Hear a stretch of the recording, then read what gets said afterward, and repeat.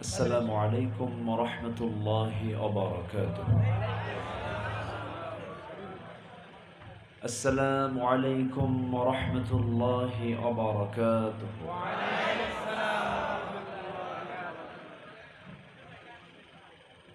إن الحمد لله الأكرم الذي خلق الإنسان وكرم وعلمه من البيان ما لم يعلم، فسبحان الذي لا يحصى امتنانه باللسان ولا بالقلم. نشهد أن لا إله إلا الله وحده لا شريك له،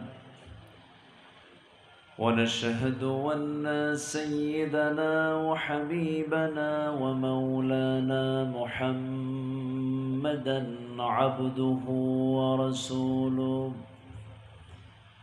الذي أرسله بالحق بشيرًا ونذيرًا وداعيًا إلى الله بإذنه وسراجًا منيرا. فقد قال الله تعالى في كلامه المجيد وفرقانه الحميد: أعوذ بالله من الشيطان الرجيم. بسم الله الرحمن الرحيم. إن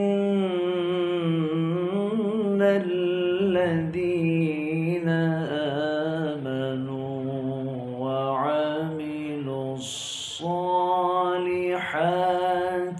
كانت لهم جنات الفردوس نزلا.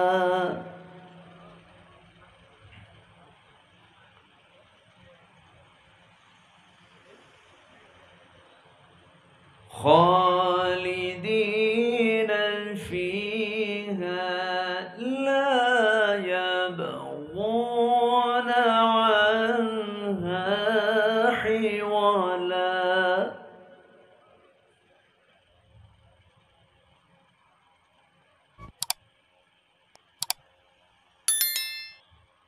قل لو كان البحر مدادا لكلمات ربي لنفد البحر قبل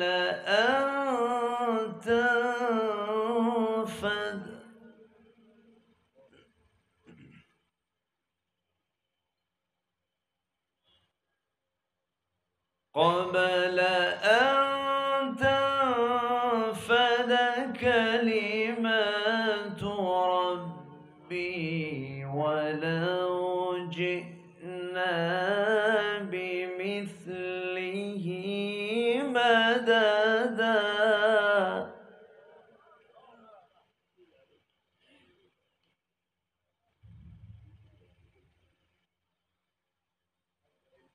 قل إنما أنا بشر مثلكم يوحى إلي أنما إلهكم إله واحد.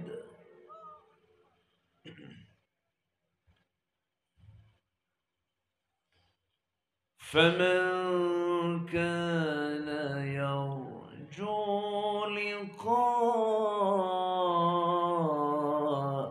ربه فليعمل عملا صالحا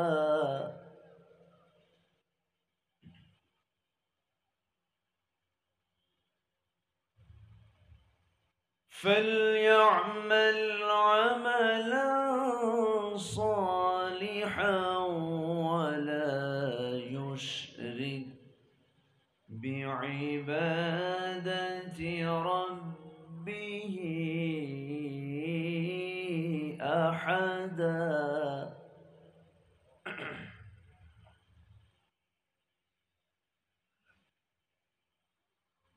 الله أكبر. بسم الله الرحمن الرحيم.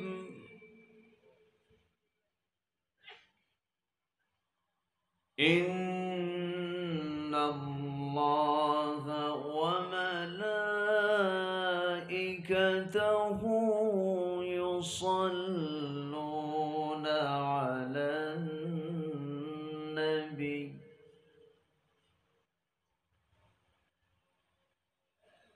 يا أيها الذين آمنوا صلوا عليه وسلموا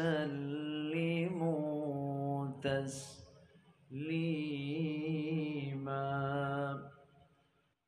اللهم صل على محمد وعلى آل محمد كما صليت على إبراهيم وعلى آل إبراهيم إنك حميد مجيد. اللهم بارك على محمد وعلى آل محمد كما باركت على إبراهيم وعلى آل إبراهيم إنك حميد مجيد.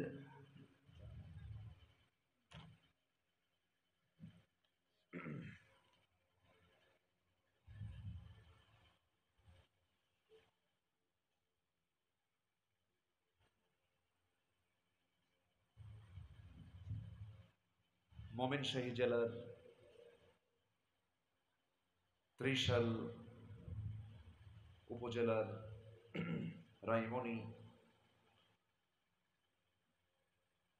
ওলামা পরিষদ মাহফিল ইন্তেজামি কমিটি কর্তৃক আয়োজিত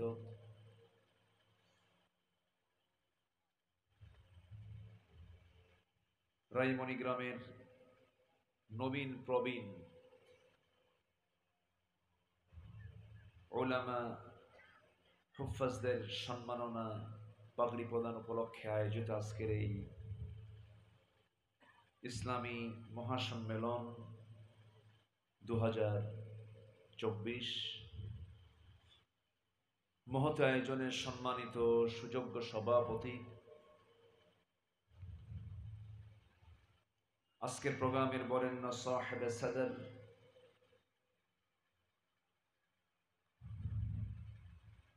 জনাব মুফতি মাওলানা মফিজুল ইসলাম হাফিজাহুল্লাহ কথা বলেছেন আমার পূর্বে নন্দিত আলেমে দ্বীন খ্যাতনামা মুফাসসিরে কোরআন আমার প্রিয় ভাই মুহতারাম মাওলানা ইলিয়াসুর রহমান জিহাদি হাফিজাহুল্লাহ, উপস্থিত হাজারাত উলামায়ে কেরাম, ফদলায়ে ইজাম, সুশীল সমাজ, জাতির শ্রেষ্ঠ সন্তান শিক্ষক মণ্ডলী, জাতির বিবেক সাংবাদিক বৃন্দ, সামনে উপস্থিত দূরে কাছের বিভিন্ন স্থান থেকে ছুটে আসা কালেমার ঝান্ডাবাহী তাওহীদের পতাকাবাহী দ্বীন ইসলামের নরসারদুল বীর মুজাহিদ প্রাণ প্রিয় সম্মানিত দ্বীনি ভাইরা, আড়ালে বসে আছেন শ্রদ্ধেয়া সম্মানিতা মা বোনেরা, আলোচনার সূচনায় আনুষ্ঠানিকতার মধ্য দিয়ে আমার পক্ষ থেকে আবারও দিল খোলা সালাম, আসসালামু আলাইকুম ওয়া রাহমাতুল্লাহি ওয়া বারাকাতুহু। সবাই কেমন আছেন? আমাকে প্রশ্ন করলেন, আল্লাহ তাআলা আমাকে আপনার মতোই আপনার কাতারেই রেখেছেন। বলছি আলহামদুলিল্লাহ। সারাদিনের সকল কাজের ক্লান্তি শেষে, কাজ শেষে ক্লান্তময় ঘর্মাক্ত দেহকে একটু স্বস্তি দেওয়ার জন্য আমরা যখন ধীরে ধীরে বিছানার দিকে চলে যাব, ঠিক সেই মুহূর্তে আমরা বসে আছি কোরআনের টানে, জান্নাতের বাগানে। যে আল্লাহ তাআলা আমাকে আপনাকে এমন সুন্দর বরকতময় জায়গায় আসার বসার তৌফিক দিলেন, কালিমাতুশ শুকর আদায় করি মুহাব্বাতান, জোরালো কণ্ঠে বলে উঠছি আলহামদুলিল্লাহ। আবারও বলছি আলহামদুলিল্লাহ। চিৎকার মেরে বলছি আল্লাহুম্মা ইন্নী আসআলুকা আল হুদা ওয়াত তুকা ওয়াল আফাফা ওয়াল গিনা। সবাই বলি আল্লাহুম্মা লাকা আসলামতু ওয়া বিকা আমানতু ওয়া আলাইকা তাওয়াক্কালতু ওয়া ইলাইকা আনাবতু।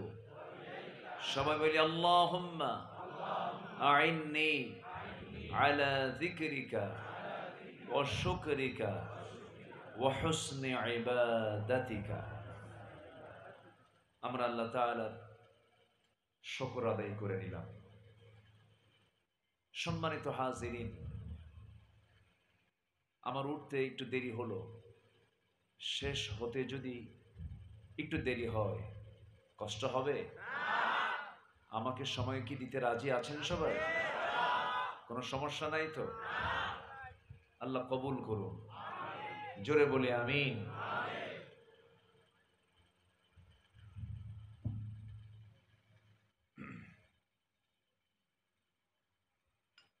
সম্মানিত হাজিরিন, আমরা যে সময় এখানে একত্রিত হয়েছি,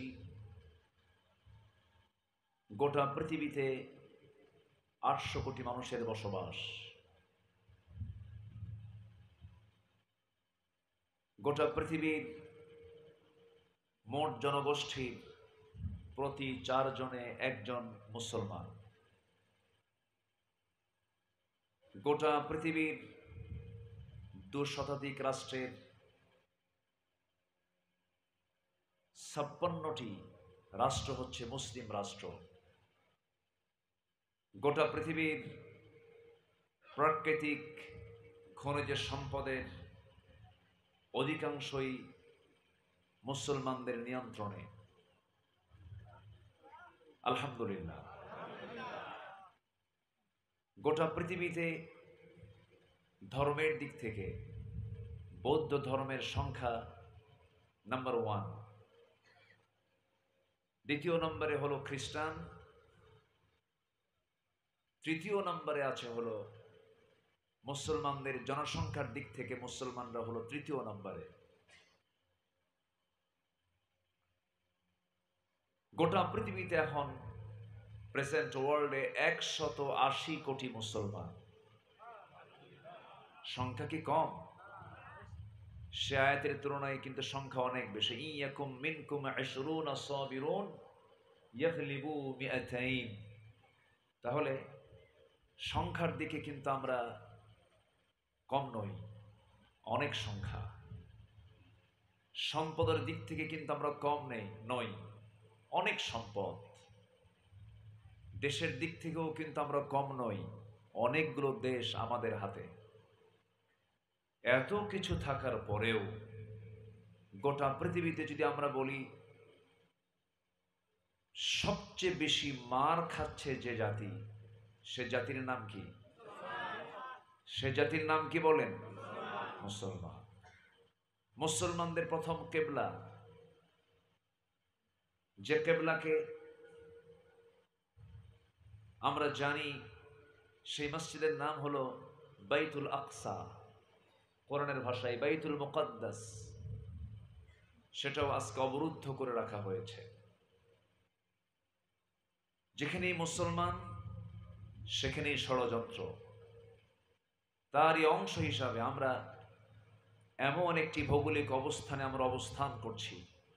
আমার দেশ এমন একটি পৃথিবীর এমন একটা ভূখণ্ডে আমরা মানচিত্রে দেখতে পাই যার চতুর্পার্শ্বে হলো অন্য ধর্মের মানুষের সংখ্যা কম না বেশি? বেশি। অর্থাৎ যারা আল্লাহকে ছাড়া অন্য কাউকে সেজদা দেয় তাদেরকে বলা হয় হলো মুশরিক। মুশরিকদের চতুর্দিকে তারা আমাদেরকে ঘিরে রেখেছে। ঠিক মাঝখানে আমরা অবস্থান করছি, একটা দিক শুধু ফাঁকা আছে, সেটা হলো বঙ্গোপসাগর। ঠিক কি না?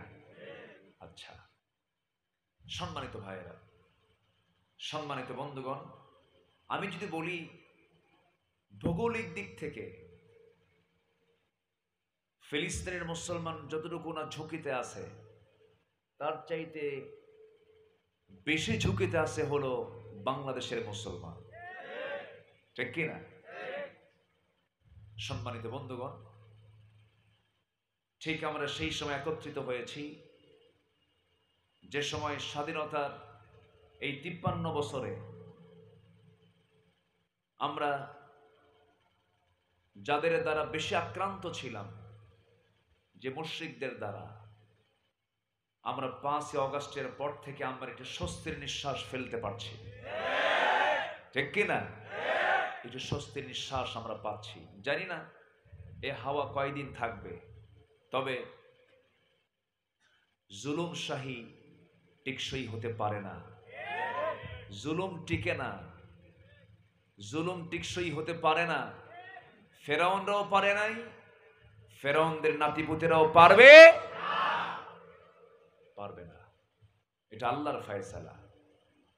লাইসা হিজাব, মাজলুমের মাঝে আর আল্লাহর মাঝে কোনো পর্দা থাকে না। লাইসা হিজাব, মাজলুম যা দোয়া করে সঙ্গে সঙ্গে তাই কবুল হয়ে যায়। সম্মানিত ভাইয়েরা, ঠিক আমরা সেই সময় একত্রিত হয়েছি। কিছু কথা আমি খুব বেশি লম্বা সময় নেব না, কারণ মূলত আলোচনার সময়টা এটা নয়। আলোচনার সময় হলো 9টা থেকে 11টা। সেটা আমার ইলিয়াসুর রহমান ভাই করে ফেলেছেন। আমি শেষে একটু ভাঙ্গাচোরা কিছু কথা আমি বলতে চাচ্ছি। আপনি যদি নড়াচড়া করেন, আপনি যদি ওঠা বসা করেন, তাহলে এটা ভাবতে হবে যে আমি নড়াচড়া করছি, মানে এখানে আমরা যারা বসেছি কেউ কি ইবাদতের বাইরে? কেউ কি ইবাদতের বাইরে? কোরআনকে সামনে নিয়ে বসেছি আমরা, ইবাদত মনে করে আমরা বসবো। জোরে বলি ইনশাআল্লাহ। কেউ নড়াচড়া করবো না। আসুন, আমি আমার অভ্যাস অনুযায়ী যেখান থেকে তেলাওয়াত দিয়ে শুরু করেছি সেই তেলাওয়াতের দিকে, তেলাওয়াতকৃত আয়াতের দিকে আমি আস্তে আস্তে চলে যাচ্ছি। আজকে আমরা দিনটা পার করেছি, কি দিন বলেন সবাই? জুমার দিন, জুমাবার। জুমাবারে একটা সূরা আমার রাসূল কখনো তেলাওয়াত করতে ছাড়তেন না, ভুলতেন না। বলুন তো সেই সূরাটার নাম কি? সূরাতুল কাহাফ। সূরাতুল কাহাফ তিনি পড়তেন, কারণ সূরাতুল কাহাফ যদি কেউ শুক্রবারে পড়ে, আসমান থেকে জমিন পর্যন্ত ওই বান্দার জন্য আল্লাহ তাআলা নূর বিছায়া দেন, এবং বড় বড় ফিতনা থেকে আল্লাহ তাআলা তাকে হেফাজত করেন। সম্মানিত ভাইয়েরা, সেই সূরাতুল কাহাফ অনেক বড় সূরা, তো আমি এক চোটে এক চান্সে শেষের দিকে চলে আসছি। শেষ দিকের আমি কয়েকটা আয়াত আমি তেলাওয়াত করেছি। আল্লাহ তাআলা এর ভিতরে তার শ্রেষ্ঠত্ব, তার নবীর পরিচয় এবং সেই মহান রবের সঙ্গে বান্দার সাক্ষাতের কি কি মাধ্যম হতে পারে, আল্লাহ তাআলা বান্দার সঙ্গে সাক্ষাৎ করবেন জান্নাতের মধ্যে কোন কোন কাজগুলো করে আসলে আল্লাহ তাআলা তা এখানে স্পষ্ট করেছেন। সম্মানিত ভাইয়েরা, আসুন আমরা ধীরে ধীরে আলোচনার দিকে চলে যাই। আজকের এই প্রযুক্তির যুগে, এই অনলাইনের যুগে বেফাস কথা বলার কোনো সুযোগ নাই। কিরামুন কাতিবিন তো আছেই, এরাও কিরামুন কাতিবিন কম না, বুঝেন না? আমাদের হিসাব করেই কথাবার্তা বলতে হয়। সম্মানিত ভাইয়েরা, এরপরেও তো জবাব দিতে হবে একদিন কার কাছে? লিমা তাকুলুনা মা লা তাফআলুন। কথার ব্যাপারে ওয়াকুলু লিন-নাসি হুসনা, কথার ব্যাপারে বহু কথা আসছে, বহু আয়াত আল্লাহ তাআলা কোরআনে বলে দিয়েছেন। এখানে অনেক উলামা হযরত এখানে উপস্থিত আছেন, যাদের ছাত্র হতে পারলে আমি নিজেকে ধন্য মনে করতাম। আমি সরাসরি আলোচনার দিকে আস্তে আস্তে চলে যাচ্ছি। সূরাটার নাম যেন কি বলেছি বলুন তো? কাহাফ। কাহাফ মানে হলো কেফ, গুহা। আসহাবে কাহাফ মানে গুহাবাসী। কোন গুহাবাসী? যে গুহাবাসী আল্লাহকে বিশ্বাস করতে গিয়ে হিজরত করেছিলেন, বাড়িঘর ছেড়ে দিয়ে তারা এক দেশ থেকে আরেক দেশে পাড়ি জমিয়েছিলেন। আল্লাহ তাআলা তাদেরকে থাকার ব্যবস্থা করে দিয়েছিলেন একটা গুহার ভিতরে। সাথে ছিল, তাদের সফর সঙ্গে ছিল একটা জন্তু, কুকুর ছিল। এই কুকুর সহ আজও তারা সেই গুহার মধ্যে শুয়ে আছে এবং কিয়ামত পর্যন্ত আল্লাহ তাআলা তাদের সিকিউরিটি নিশ্চিত করে দিয়েছেন। জোরে বলে সুবহানাল্লাহ। এই ইতিহাস আমার টানা উদ্দেশ্য নয়, জাস্ট একটা সংক্ষিপ্ত একটা পরিচয় আমি আসহাবে কাহাফের দিলাম। তারা ছিলেন ইমানদার। তারা কি ছিলেন? ইমানদার। ইমানদারের সিকিউরিটি নিশ্চয়তা দিবেন, তার সার্বিক সিকিউরিটি নিশ্চয়তা দিবেন একমাত্র কে? আল্লাহ তাআলা। আল্লাহ রাব্বুল আলামিন সূরাতুল কাহফের শেষের দিকে সুন্দর করে শর্ট করে বান্দাকে ডাক দিয়ে বলছেন, বান্দা দুটো আমল করবে, আমি তোকে 1 নাম্বার জান্নাত দিয়ে দেব। কয়টা আমল বলেন? 2টা আমল। আল্লাহ রাব্বুল আলামিন সুন্দর করে বলছেন, ইন্নাল্লাযীনা আমানু ওয়া আমিলুস সালিহাতি কানাত লাহুম জান্নাতুল ফিরদাউসি নুজুলা খালিদিনা ফিহা লা ইয়াবগুনা আনহা হিওয়ালা। জোরে বলুন আল্লাহু আকবার। নিঃসন্দেহে যারা ঈমান আনবি, নেক আমল করবে, এই 2টা কাজের বিনিময়ে হলো আল্লাহ রাব্বুল আলামিন নিজে ওয়াদা করে বলছেন, আমি তাকে 2 নাম্বার নয়, 3 নাম্বার নয়, 4 নাম্বার নয়, 5 নাম্বার নয়, আমি তাকে 1 নাম্বার জান্নাত, জান্নাতুল ফেরদাউস আমি তার হাতে তুলে দেব। কয়টা কাজ বলেন? কয়টা কাজ? 2টা কাজ। হয়তো মনে মনে আমরা চিন্তা করছি, হুজুর এই 2টা কাজ তো আমরা করেই ফেলেছি, ঈমানও এনেছি, আমলে সালেহ করি, নেক আমলও করি, তাহলে আমরা জান্নাত তো পাবোই। কিন্তু 2টা আমল যে কত বড় বিষয়! ঈমান তো সংক্ষিপ্ত কোনো বিষয়ের নাম নয়। ঈমান এমন একটি বিষয়ের নাম, একজন ঈমানদার আখিরের জামানার এমন একটা সময় আমরা উপস্থিত হতে দেখব, হয়তো চলে আসছে, ইউসবিহু মুমিনান ওয়া ইউমসি কাফিরান। আখিরের জামানে এমন একটা সময় আসবে, সকালবেলা ঈমানদারের ঈমান থাকবে, বিকালবেলা সেই ঈমানদার কাফের হয়ে যাবে। এমন চিত্র আজকের সমাজে আছে না নাই? আসতে বলবেন না, আছে না নাই? সকালে ঈমানদার, বিকেলে কি? কাফের। ঈমানদার নামাজ পড়ে, আবার ঈমানদার সুদের অঙ্ক কষে। ইমানদার নামাজ পড়ে আবার সুদের কারবার করে। ইমানদার 5 ওয়াক্ত নামাজে গিয়ে সেজদা দেয়, মানুষের তৈরি করা আইনকে বিশ্বাস করে। এমন ইমানদারকে আমার দেশে নাই? আছে না নাই?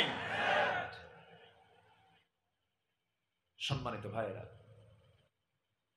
সম্মানিত বন্ধুগণ, অনেকের কাছে ইমান বিষয়টা ক্লিয়ার নয়। ইমানটা কি? আমার দেশে কিছু কিছু লোকের নামই আছে ইমান আলী। আছে না? নাম কি? ইমান আলী। নাম হলো ইমান আলী, এক ওয়াক্ত নামাজ পড়ে না, নাম হলো ইমান আলী। আলেমদের বিরুদ্ধে কথা বলে, নাম হলো ইমান আলী। ঘুষের কারবার করে, নাম হলো ইমান আলী। ওজনে কম দেয়। আমার বন্ধুগণ, নামের বড়াই করে বান্দা কখনো জান্নাত পাবে না, বংশের বড়াই করে বান্দা কখনো জান্নাত পাবে না। মহান রব্বুল আলামিন এই বিষয়ের এক জায়গায় সুন্দর করে বলছেন, ইন্না খালাকনাকুম মিন যাকারিন ওয়া উনসা وجعلناكم شعوبا وقبائل لتعارفوا إن أكرمكم عند الله أتقاكم। আমি তোমাদেরকে এক নর এবং এক নারী থেকে সৃজন করেছি, এরপরে বহু মানুষ পৃথিবীতে আমি ছড়িয়ে দিয়েছি, বিভিন্ন গোত্র গোত্রে ভাগ করে দিয়েছি, ভাষা দিয়েছি, বর্ণ দিয়েছি। তবে তোমরা জেনে রেখে দিও, এই সমস্ত বান্দার ভিতরে আমার কাছে সম্মানিত বান্দা সেই বান্দা যে বান্দাটা আমি আল্লাহ আমাকে সবচাইতে বেশি ভয় করে। আমার বন্ধুগণ, যার 4টা জিনিস ঠিক থেকে যাবে সে জান্নাত পেয়ে যাবে। ঈমান থাকতে হবে, ইসলাম থাকতে হবে, আমল থাকতে হবে, তাকওয়া থাকতে হবে। ইসলাম আছে ঈমান নেই হবে না, ঈমান আছে ইসলাম নেই তাও হবে না। আবার আমল নেই, ঈমান আছে ইসলাম আছে কিন্তু আমল নেই তাও হবে না, তাকওয়া নাই তাও হবে না। ঈমান মূল একটা বিষয়ের নাম। ঈমান এনেছি, ইসলামটাকে মানলাম না, এটা আমার ঈমান আনা হলো না। অনেক ব্যাখ্যাকার ব্যাখ্যা দিতে নিয়ে বলেছেন, ঈমান এবং ইসলামটা হলো বীজ আর গাছের মতো। আগে বীজ না আগে গাছ? বলেন, আগে বীজ না আগে গাছ? আগে বীজ, এরপরে গাছ। বীজ যদি ভালো হয় গাছ ভালো হবে, বীজ যদি খারাপ জাতের হয় তাহলে গাছটাও ভালো জাতের হবে না, ভালো হবে না। এই জন্য যার ঈমানটা মজবুত হয়ে যাবে তার গাছটাও মজবুত হয়ে যাবে। ঈমানটা শিরিক মুক্ত করতে হবে, কুফর মুক্ত করতে হবে। আল্লাহ রাব্বুল আলামিন বান্দাকে বলছেন, বান্দা শিরিক মুক্ত জীবন গড়ে আমার কাছে চলে আয়, শিরিক ব্যতি রেখে আমার কাছে চলে আয়। আনানাস সামা, তোর গুনাহ আকাশ পরিমাণ চেয়ে গেছে। বিকরাবিল আরদিল খাতায়া, গোটা জমিন গুনাহে ভরে গেছে, কোনো প্রবলেম নেই, তুই আমার কাছে শিরিক মুক্তি মানে হাজির হয়ে যা। আমি তোর সমস্ত গুনাহগুলোকে মাফ করে দিয়া জান্নাতের মেহমান আমি আল্লাহ বানায়া নেব।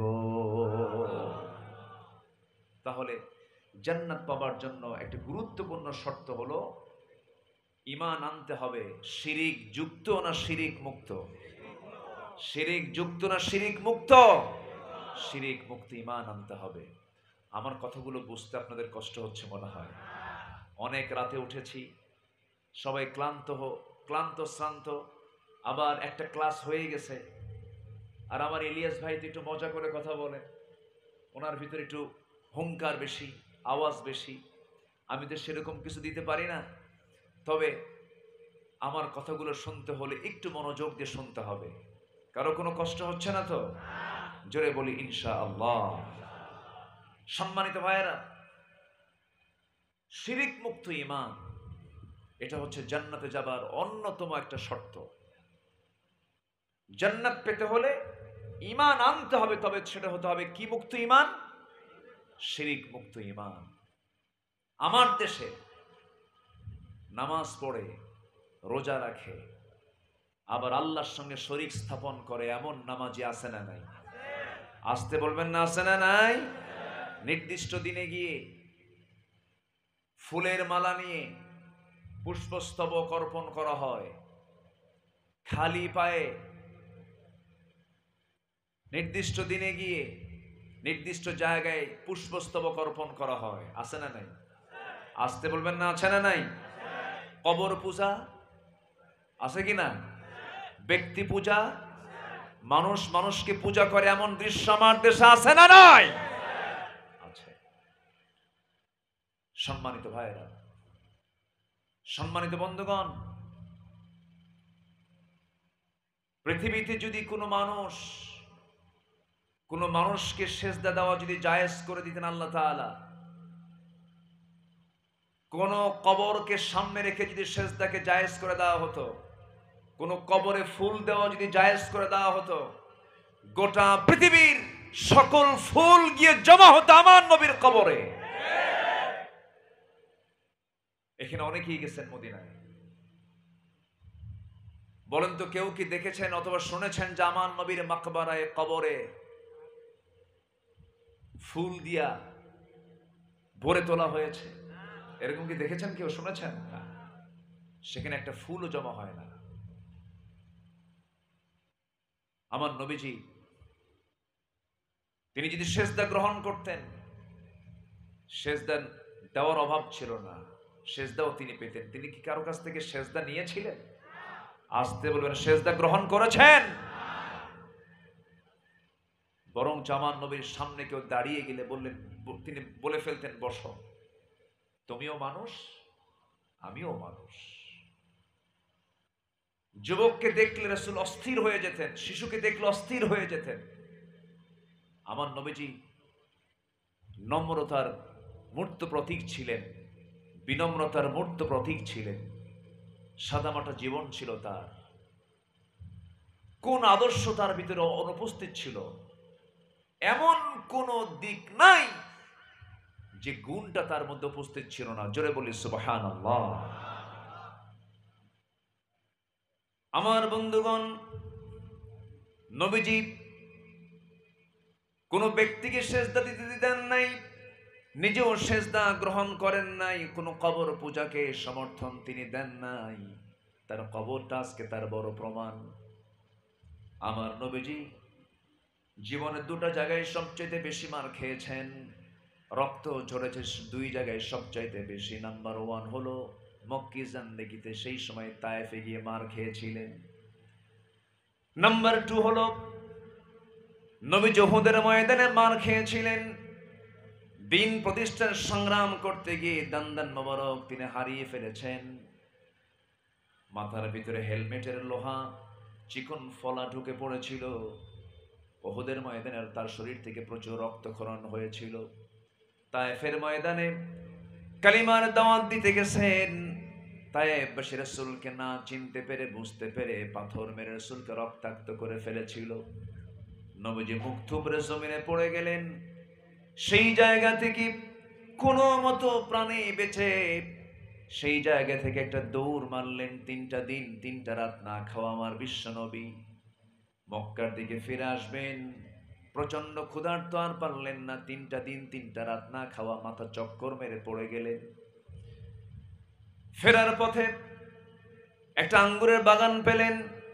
আঙ্গুর বাগানের ভিতরে গিয়ে চিত হয়ে পড়ে থাকলেন। আঙ্গুর বাগানের কেয়ারটেকার দূর থেকে দেখে কোনজন যুবক শুয়ে আছে। কাছাকাছি এসে দেখে এত সুন্দর চেহারার মানুষ জীবনে দেখি নাই। রাসূলকে দেখি বলতেছে, ও যুবক, তোমার শরীর থেকে যে পরিমাণ রক্তক্ষরণ হচ্ছে, তুমি তো মরে যাবে। এই কথা চিন্তা করে ওই কেয়ারটেকারের মধ্যে একটা মোহাব্বত জেগে উঠলো, মায়া কাজ করলো, দয়া কাজ করলো। আঙ্গুর বাগান থেকে কয়েকটা আঙ্গুর হাতের মধ্যে পেড়ে নিয়া চিপে চিপে মোটে 1 গ্লাস আঙ্গুরের রস তৈরি করে নবীর হাতে তুলে দিয়ে বলছে, যুবক, তুমি এটা পান করো। নবীজির হাত কাঁপতেছে। 3টা দিন 3টা রাত নবীর খাওয়া নাই। গ্লাসটা হাতের মধ্যে নিলেন, মুস্কি একটা হাসি মেরে 3 ঢোকে 3 আঙ্গুলের রসটা পান করলেন। আলহামদুলিল্লাহ বলে ওই যুবকটার দিকে তাকায় বললেন, যে যুবককে রাসূল কোনোদিন দেখেন নাই, আবার সেই যুবক রাসূলকে কোনোদিন দেখে নাই। একটা অচেনা যুবকের দিকে তাকায় রাসূল বলে ফেললেন, ও যুবক, তোমার নাম তো আদ্দাস। যুবক আশ্চর্য হয়ে গেল, চেনা হলো না, দেখা হলো না, আমার নামটা জানলো কেমনে? আমার নবীজি মুস্কি মুস্কি হাসি মেরে বলছেন, আদ্দাস, তোমার গ্রামের বাড়ির নাম হলো নিনুয়া, নিনুয়া গ্রামে তোমার জন্ম। এবার বলতেছে, আমার নাম আদ্দাস, আমার গ্রামের নাম নিনুয়া, তোমাকে এই সংবাদগুলো কে দিল? রাসূল বলছেন, শুধু এতটুকুই জানি না, তুমি যে গ্রামে জন্ম নিয়েছো সেই গ্রামে জন্ম নিয়েছেন আল্লাহর পয়গম্বর ইউনূস আলাইহিস সালাতু ওয়াস সালাম। আরো আশ্চর্য হয়ে গেল। আশ্চর্য হয়ে এবার জিজ্ঞাসা করতেছি, আমার গ্রামের নাম নিনুয়া, আবার সেই গ্রামে আল্লাহর নবীর জন্ম, সেই নবীর নামটা তোমাকে শিখালো কে, জানালো কে? এবার নবীজি মুস্কি হাসি মেরে বলছে, যুবক আদ্দাস, একজন নবীর কাছে তো আরেকজন নবীর খবর থাকতেই পারে। কে জানায় দিয়েছেন? গায়েবের মালিক কে? রাসূল। রাসূল গায়েবের মালিক? আমার দেশে কিছু দরবারের পীররাও গায়েবের মালিক। এখানেই কথা, এখানেই ঈমান। কি এখানে কি ঈমান? কথা বলবো, সময় দিবেন তো সবাই? রাজি আছেন তো সবাই? রাসূল গায়েব জানে না, আর আমার দেশে ন্যাংটা বাবা গায়েব জানে।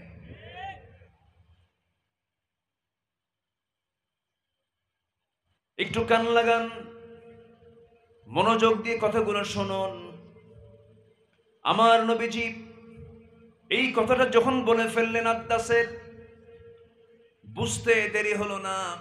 আদ্দাস ছিল খ্রিস্টান, খ্রিস্টানি কায়দায় সিরাত ইবনে হিশামের মধ্যে এসেছে। আন্দাজ করলো খ্রিস্টানি কায়দায় দুটো হাত নিয়ে সোজা নবীর 2 কদমে লাগায়া দিল। 2 কদমে লাগায়া দিয়া সেজদা দিয়ে রাসূলকে ধন্য করবে, কিন্তু রাসূল সেই চান্সটা দিলেন না। আমার নবীজি চট করে সরে দাঁড়ালেন, 2টা হাত শক্ত করে ধরে যুবককে সোজা টেনে তুলে ধরে বুকের সঙ্গে বুক লাগায়া দিলে।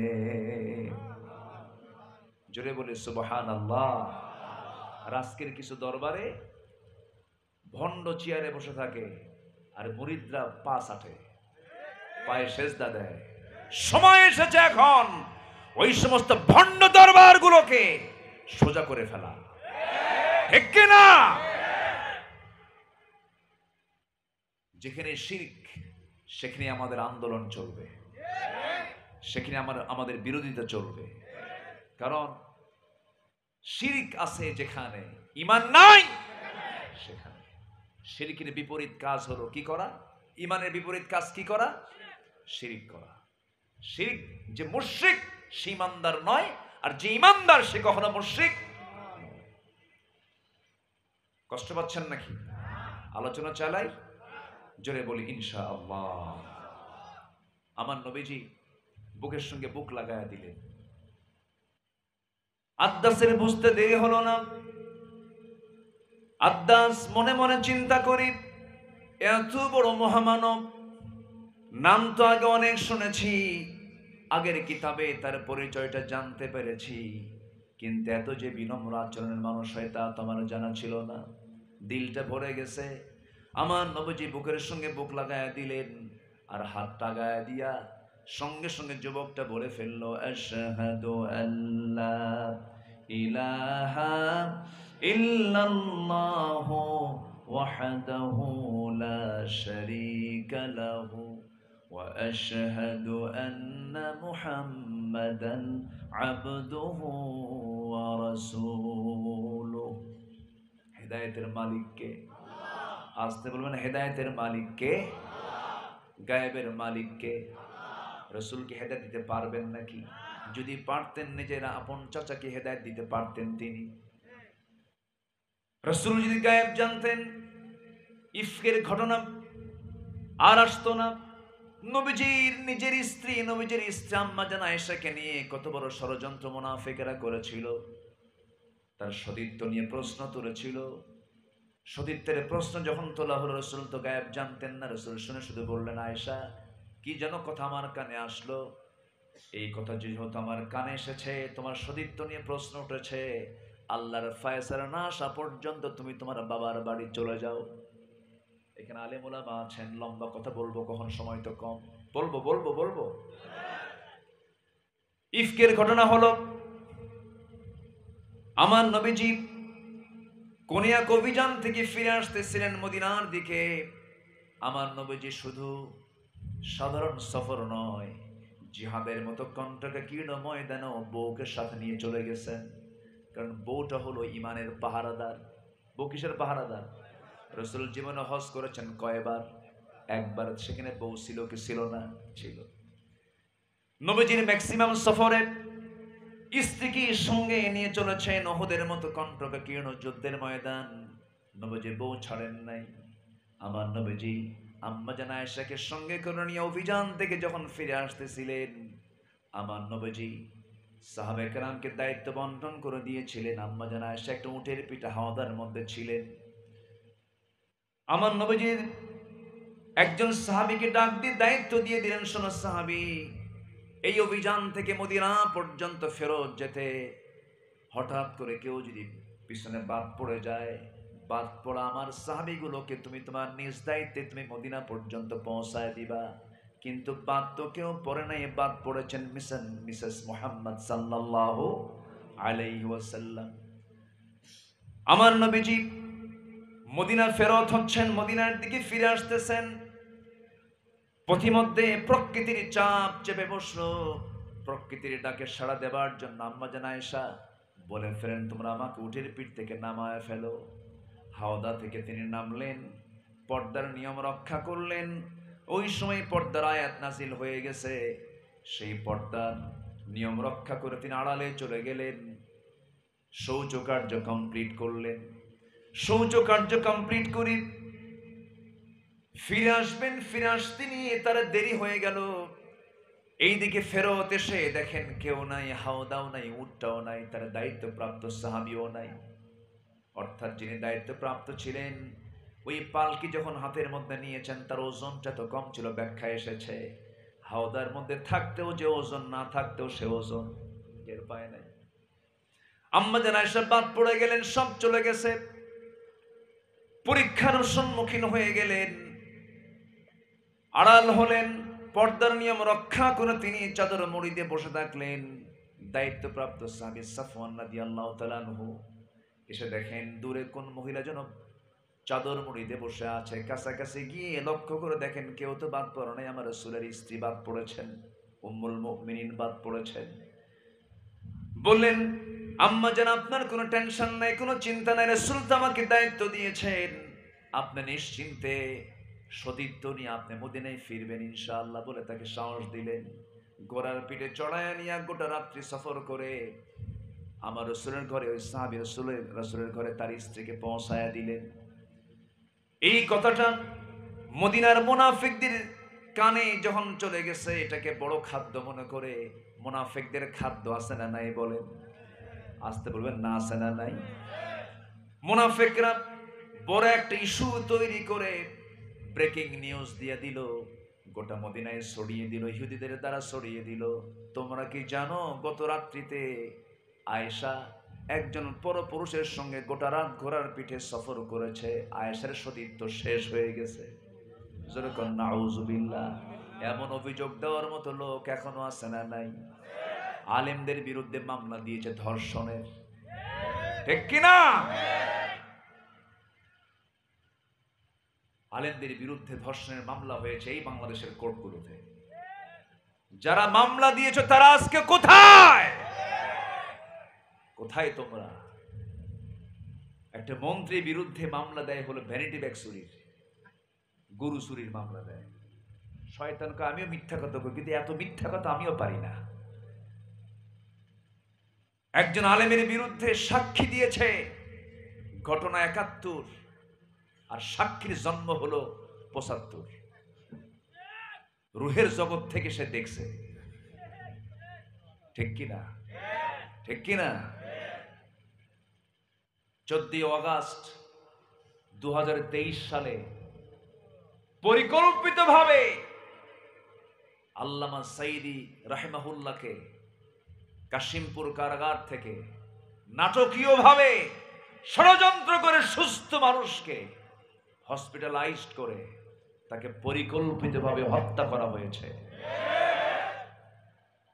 1 বছর লাগে নাই, 1 বছর লাগছে। আলেমদের রক্ত বড় বিষাক্ত,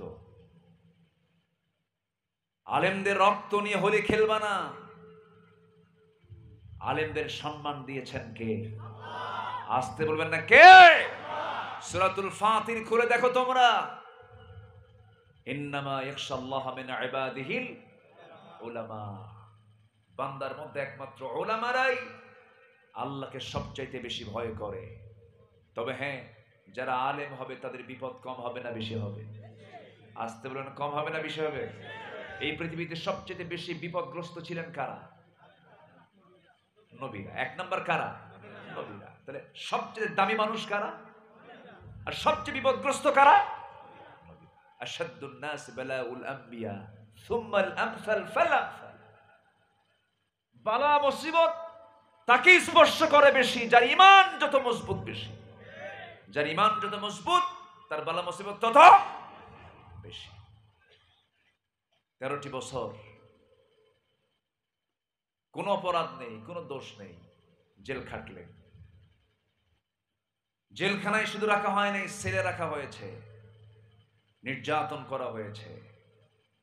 বাংলাদেশের ইতিহাসে রেকর্ড সংখ্যক পরিমাণ সময় 56 দিন একটানা তাকে রিমান্ডে নেওয়া হয়েছে। হিন্দু অফিসার কর্তৃক থাপ্পড় মেরে তাকে চেয়ার থেকে ফেলে দেওয়া হয়েছে। এই কথাগুলো তার সন্তানদের কাছ থেকে আমার নিজ কানে শোনা। ধরে ধরে ধরে না, ধরলে আল্লাহ, ধরলে আল্লাহ ছাড়ে না। কই আলেমরা পালালো? কোন আলেম তো পালায় নাই। যারা বলেছিলে আমাদের বিরুদ্ধে, যারা বলেছিল আমরা নাকি পাকিস্তানি রাজাকার, কোন রাজাকার, পাকিস্তানের রাজাকার কেউ পাকিস্তানে যায় নাই। কিন্তু যারা ভারতীয় রাজাকার সব ভারতে গিয়ে বসে আছে, ঠিক কিনা? তাহলে রাজাকার মূলত সত্যবাদী রাজাকার কারা? যারা ভারতীয় রাজাকার। শেষ করে দিই নাকি? কথা অনেক আছে, 12টা বাজে যে। কোন সমস্যা নাই তো? জোরে বলি ইনশাআল্লাহ, জোরে বলি ইনশাআল্লাহ। আলেমরা পালায়? আলেমরা পালাইছে কখনো? কোনদিন এই দেশ থেকে পালিয়ে গেছে কেউ? আলেমরা পালায় না। 2009 সাল আমার জীবনের প্রথম হজের সফর। আল্লামা সাইদি রাহিমাহুল্লাহ তিনিও তার শেষ হজের সফরটা তার হয়েছিল 2009 সাল।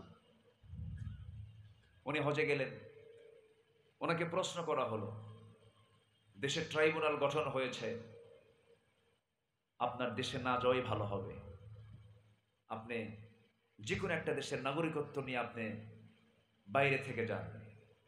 ওনার নাগরিকত্ব পেতে কি খুব কষ্ট হতো? বাইরের কোন রাষ্ট্রে তাকে থাকার জন্য কি অসুবিধা হতো তার? তিনি কোনো বাইরের নাগরিকত্ব নেননি। তিনি বলেছেন অসম্ভব, আমার কর্মী ছেড়ে আমি নেতা কখনো পালায়ে থাকতে পারি না। আমার দেশ, আমার মাটি আমার জীবনের চাইতে বেশি প্রিয়।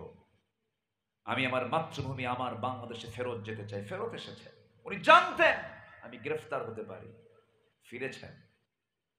আলেমরা পালায় না। হাসিনা কি করছে? আচ্ছা, সন্তানদের থুইয়া যদি বাপ পালায়, ওটা কি যোগ্য বাবা? আসতে বল, যোগ্য বাবা? বাবার দায়িত্ব তো পালানো নয়, বাবার দায়িত্ব হলো সন্তানদের পাহারা দেওয়া। রাষ্ট্রপ্রধানদের দায়িত্ব হলো রাষ্ট্রের জনগণকে পাহারা দেওয়া। আর কি বলবো আমি? বলার কিছু নাই। এই দেশকে কে কতটুকু ভালোবাসে একটু হিস্ট্রি তালাশ করবেন। সম্মানিত ভাইয়েরা, ওই পরিবারের যে সন্তানগুলো, আওলাদগুলো সব বিয়ে করেছে ইউরোপ আমেরিকা। দেশের ঋণ হলো 18 লক্ষ কোটি টাকা। এই দেশের এখন প্রেজেন্ট ঋণ হচ্ছে 18 লক্ষ কোটি টাকা ঋণ। তার 11 লক্ষ কোটি টাকা তার নিজেরাই দেশ থেকে পাচার করেছে। শুধু চোর নয়, মহাচোর। শুধু ডাকাত নয়, মহা ডাকাত। সম্মানিত ভাইরা, কিন্তু ঈমান নামক দৌলত যদি থাকতো এগুলো হতো না। সমস্যা হলো ঈমানের। সমস্যা কি বলেন তো? সমস্যা কোথায়? ঈমানে। আমার ঈমানটা ভালো করে আনবো তো নাকি? আমরা সবাই ভালো করে ঈমান আনবো তো? ঈমানদার কি ওজনে কম দেয়? ঈমানদার কি বনের সম্পত্তি মেরে খায়? ময়মনসিংহে বনের সম্পত্তি মেরে খাওয়া ভাই তো নাই। হ্যাঁ, বনের সম্পত্তি দিতে চায় না, প্রায় বলে। আমাদের মঞ্চেও প্রায় প্রশ্ন আসে, হুজুর আমার ভাই হাজি কিন্তু সম্পত্তি বুঝে দেয় না। এরকম হাজি তো আছে না? আবার বলতে গেলে আবার প্যাঁচ লাগে কিনা, আমি কি ওইদিকে যাব? বলবো, সব কথা বলবো। জোরে বলি ইনশাআল্লাহ। সম্মানিত ভাইরা, ইমানদার কখনো ওজনে কম দেবে না, বান্দার হক নষ্ট করবে না। আমার যদি 4টা কাজ ঠিক থাকে আমি জান্নাত পেয়ে যাব। একটা ঈমান, একটা কি? একটা ঈমান। 1 নাম্বার কি? ঈমান। নাম্বার 2 হচ্ছে ইসলাম। নাম্বার 2 কি? ইসলাম। নাম্বার 3 হচ্ছে তাকওয়া, আমল। নাম্বার 3 কি? আমল। নাম্বার 4 হলো তাকওয়া। নাম্বার 4 কি? তাকওয়া। নাম্বার 3 হচ্ছে আমল। আমলটা কি? আমল হচ্ছে সকল হককে রক্ষা করা। সকল হককে রক্ষা করা। যেরকম নামাজ কার হক? একটু জোরে বলেন ভাই। নড়াচড়া হচ্ছে কিন্তু আপনারা মনে হয় একটু মনোযোগিতার একটু কমতি মনে হচ্ছে। 1 নাম্বার হক নামাজ। এটা কার হক? যাকাত কার হক?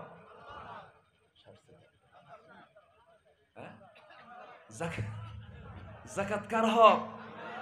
12টা পার হয়েছে তো ব্রেন কাজ করতেছে না মনে হয় নাকি? যাকাত কিন্তু আল্লাহর হক নয়। যাকাত কার হক?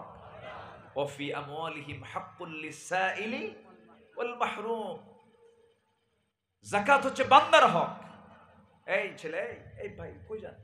বসেন বসেন বসেন, একটু বসেন। যাকাত হলো আল্লাহর হক নয়, এটা বান্দার হক। আর নামাজ হলো আল্লাহর হক। আমার দেশে যাকাত হিসাব হয় না, সুদ হিসাব হয়। বলেন কি হিসাব হয়? সুদ। যাকাতের কিন্তু কোনো হিসাব নাই। আমার দেশে নামাজি বেশি না বেনামাজি বেশি? আচ্ছা, নামাজি লোকের হিসাব বেশি না বেনামাজি লোকের হিসাব বেশি? বেনামাজি। নাই, নামাজ নাই। নামাজ কোথায়? মসজিদ বেশি। এখন আজকে এই বাংলাদেশে এখন মসজিদ কম না বেশি? মসজিদ বেশি, নামাজি কম। আমার বন্ধুগণ, আল্লাহ রাব্বুল আলামিন বান্দাকে একটা সুনির্দিষ্ট লক্ষ্য নিয়ে দুনিয়াতে পাঠিয়ে দিয়েছেন। সে লক্ষ্যটা হলো বান্দা আমার যে হুকুম হাকাম গুলো আছে এটাকে ফলো করবে, এটাকে মেনে চলবে, ঈমানটা আনবে, ইসলামটা মেনে চলবে, আমলগুলো ভালোভাবে ঠিকঠাক মতো করবে, আমাকে ভয় করবে, আমি তোমাকে জান্নাত দিয়ে দেব।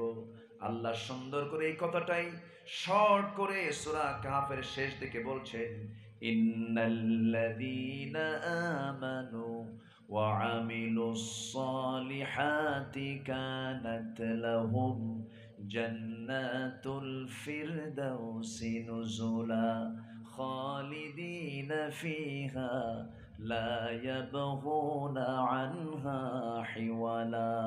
জোরে বলুন আল্লাহু আকবার।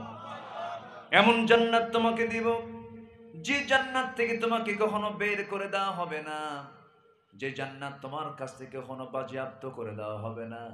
জান্নাতের আজীবন মালিকানা তুমি পেয়ে যাবে। এরপর আল্লাহ রাব্বুল আলামিন বান্দাকে বোঝানোর জন্য এবার বলছেন, রাসূল আপনি জানিয়ে দেন এই কিতাবটা কি, এই কিতাবের পরিচয়।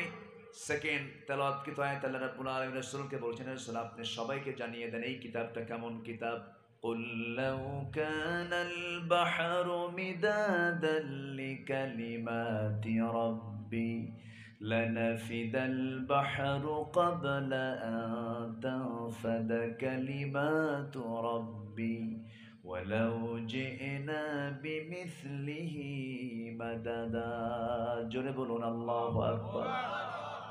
গোটা পৃথিবী অথই জলরাশি, সাত সমুদ্রের সমস্ত পানিগুলো যদি কালি বানানো হয়, আর গোটা পৃথিবীর শুধু সুন্দরবন নয়, গোটা পৃথিবীর সমস্ত জঙ্গলের সমস্ত গাছগুলোকে যদি কলম বানানো হয়, পানি রূপী কালি দিয়া, গাছ রূপী কলম দিয়া যদি আল্লাহর কালিমার ব্যাখ্যা লেখা যদি শুরু হয়ে যায়, এই কালামের ব্যাখ্যা লেখা যদি শুরু হয়ে যায়, পানি রূপী কালিগুলো লিখতে লিখতে নিঃশেষ হয়ে যাবে, কলমগুলো লিখতে লিখতে ভোঁতরা হয়ে যাবে, কিন্তু আল্লাহর এই কালিমার ব্যাখ্যা লেখা কখনো শেষ করা যাবে না। জোরে বলে সুবহানাল্লাহ। এই কিতাব যে আল্লাহর কিতাব, এই যে আল্লাহর পক্ষ থেকে নাজিল হওয়া কিতাব, এর এক নাম্বার বলিষ্ঠ আয়াত হচ্ছে সূরা কাহাফের এই আয়াতটা।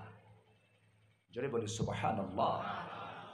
আল্লাহ তাআলা এমন কিতাব আমাকে দিয়েছেন, আমরা তো ধন্য, বলি আলহামদুলিল্লাহ। এই কিতাব বান্দা থেকে দূরে রাখার জন্য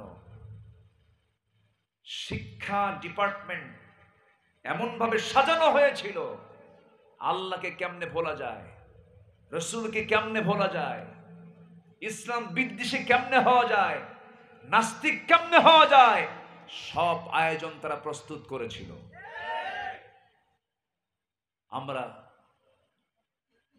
যুবকদের এই তরুণদের তারুণ্য দেখে আমরা খুব আনন্দিত।